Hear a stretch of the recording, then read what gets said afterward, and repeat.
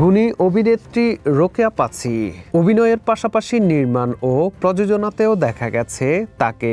দেশের রাজনীতিতে তিনি বেশ সক্রিয় একজন ব্যক্তি।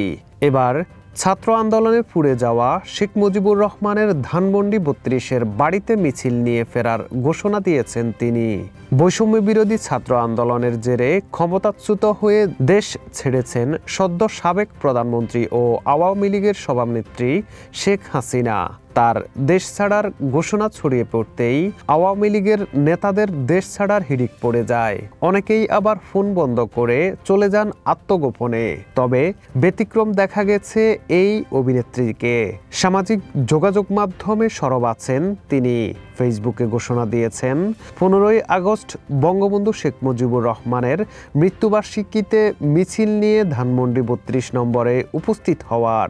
একটি ছবি শেয়ার করে ক্যাপশনে তিনি লিখেছেন, আমরা জেগে উঠব এই ধ্বংস থেকে, জেগে উঠব আগুনে পোড়া ৩২-এর এই ঘর থেকে, জেগে উঠব নিভে যাওয়া ছাই থেকে।